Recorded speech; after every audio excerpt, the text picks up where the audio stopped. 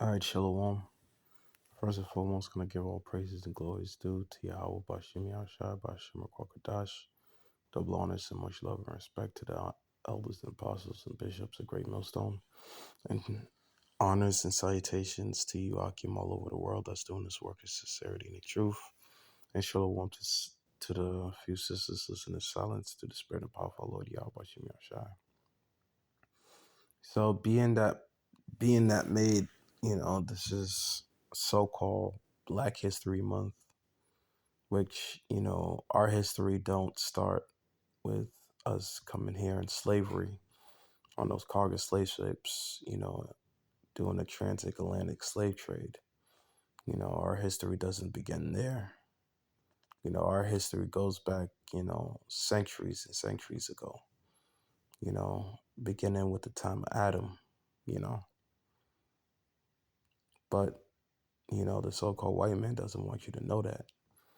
He wants to convince our people that our history began, when we were in Africa, you know. But that's just not the case, okay? Our history goes back thousands and thousands of years, centuries of years ago, from the beginning of time, because like it states, which I'm going to bring out the scripture later on in this video, Jeremiah chapter 10, verse 16, okay?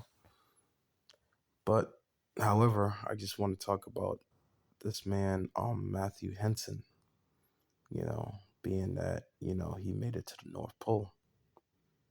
Okay. So without further ado, I'm just gonna play, some of this video and then come up with the scriptures, So let me start. Thank you for watching Deeper Than Red. Make sure to hit the subscribe button and the notification bell when new episodes are released. Every last Wednesday of each month, a new episode will come out. Once again, dive in and enjoy this episode.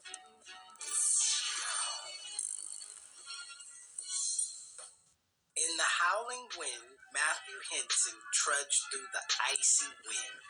There was nothing but ice and snow for hundreds of miles. Finally, Matthew reached his destination. He carefully measured his location and measured again to be sure. He could barely believe it. He had reached the North Pole. Matthew Henson was the first man to stand on top of the world. Matthew had to learn how to survive at a very young age. His mother and father died when he was a boy. When Matthew was 12, he signed up to be a cabin boy on a large sailing ship. For the next 6 years, the captain taught Matthew important survival skills and how to be a successful sailor. When the captain died, Matthew left the ship and took a job as a shop clerk for a furrier in Washington, D.C. One day, a naval officer named Robert Perry came into the store. Robert had a collection of seal and walrus pellets to sell. He was immediately impressed with Matthew's experience and adventurous spirit.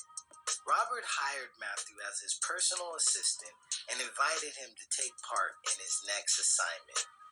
Robert served in the Navy Corps of Civil Engineers.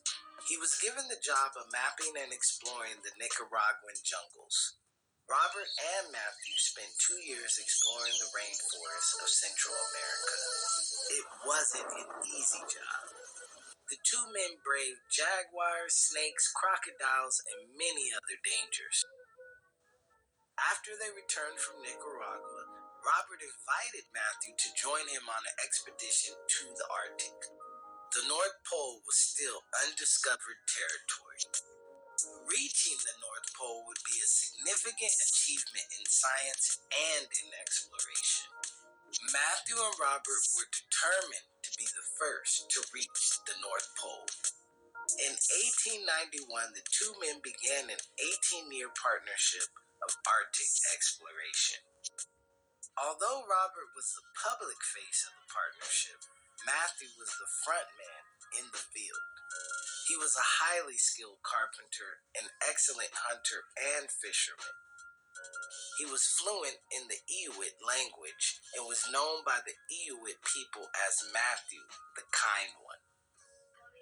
Historians suggest that much of the success in these expeditions was due to Matthew's expertise.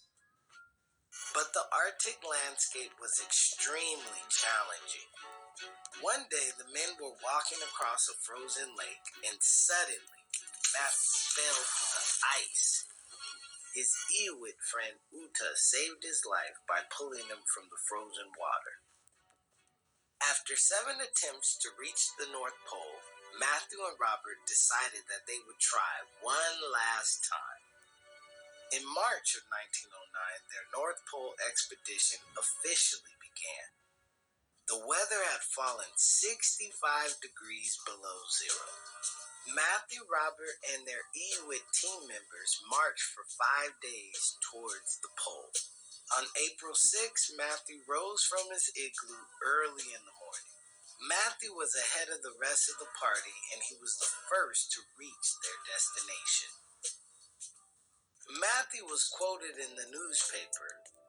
"I was in the lead that overshot the mark by a couple miles. We went back, and then I could see my footprints were the first at the spot." When they returned to the United States, Robert was the celebrated discoverer of the North Pole, while Henson was introduced as his companion. Because Matthew was black, he received very little acknowledgement for his achievements for almost 20 years. However, in 1946, the U.S. Navy awarded Matthew the Medal of Merit for his achievement. In 1954, he was invited to the White House by President Dwight Eisenhower to receive a special commendation for his work as an explorer. Matthew died in 1955. He was laid to rest in Arlington National Cemetery and was given full military honors.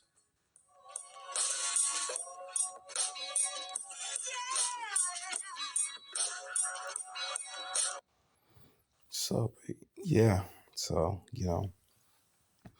so the first man to ever reach the North Pole was a so-called black man, an Israelite man by the name of Matthew Henson. But here it was that he didn't really receive any acknowledgement for his achievements, which the so-called white man by the name of Robert Perry, you know, received the accolades rather than him, which we already know, the circumstances behind that. At the end of the day, Matthew Henson was a so-called black man and Robert Perry was a so-called white man. All right. So obviously the Edomite is going to receive more credit than the, than the Israelite because, going back to slavery. But however, Jacob, you know, Israel, Matthew Henson was the first to reach the North Pole at the end of the day. And we know as black folks, we don't like to really be up in the cold like that, We'd rather be somewhere warm, laid up, what I'm saying, with a woman, things like that. But you see, the thing about it is that Jacob is the form of all things, okay? Because look at all of our inventions. Look at what we did, you know. At the end of the day, we built this society. We built this kingdom, you know.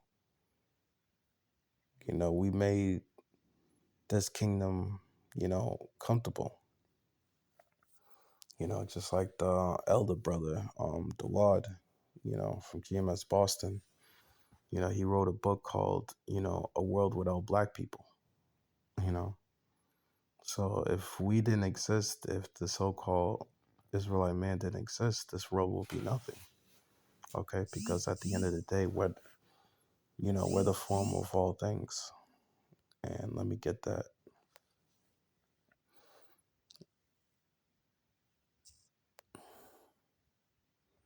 Let me get that here. I'm gonna come back to Wisdom of Solomon.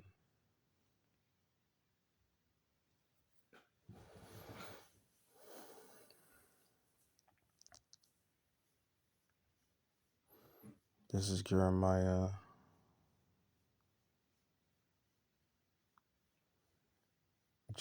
chapter 10, verse 16. And it reads, "The portion of Jacob is not like them, for he is the form of all things, and Israel is the rod of his inheritance. The Lord of hosts is his name." You see? So the portion of Jacob is not like them, because we're the original people. We're the Most High's chosen people. Okay? So we're the gods of the earth. We're able to withstand, tribulation, because they had to undergo a lot of tribulation, a lot of trials and tribulation to actually get to that point. Harsh conditions. Because it was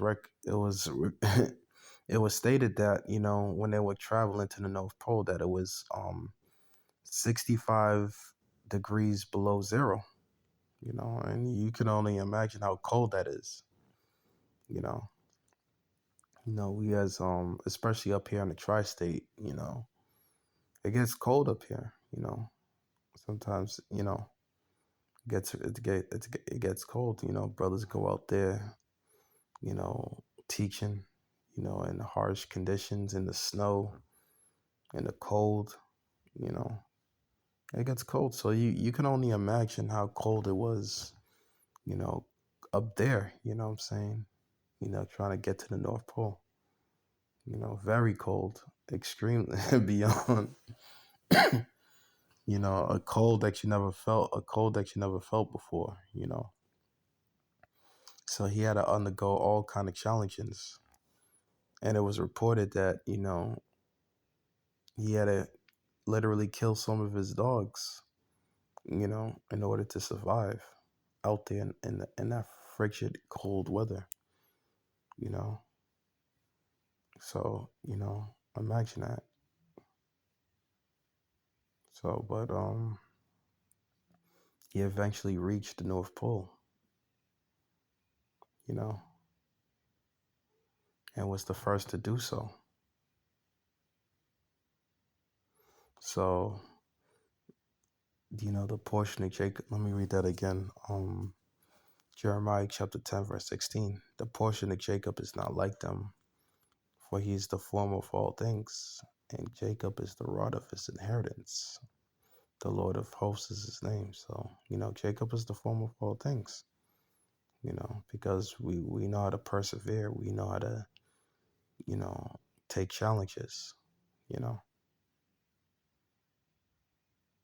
So it's always an Israelite man that that receives the credit, so to say, you know, that endures the most. But being that this is the so-called white man's kingdom, obviously, he's gonna get the credit for it. He's gonna steal the credit and all of that, you know. So let's get the book of Wisdom of Solomon.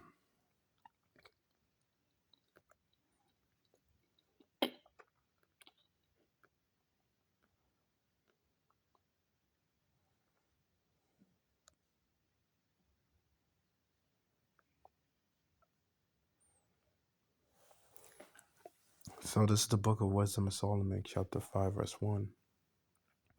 Then shall the righteous man stand in great boldness before the faces of such as have afflicted him and made no account of his labor. So you can really apply that to that. You could also apply this to, with Matthew Henson. They didn't make no account of his labor. They didn't make no account to his achievement, because obviously he was a so-called black man, which is truly an Israelite man, and being that this is the so-called white man's kingdom, they're gonna give the credit to Robert Perry, you know. But that's just the way it is. because they're not going to make no account of our labors in this society. With all of our inventions, the inventions of the street lights, of the traffic lights, of electricity, you know, pretty much, the internet, because we invented the internet.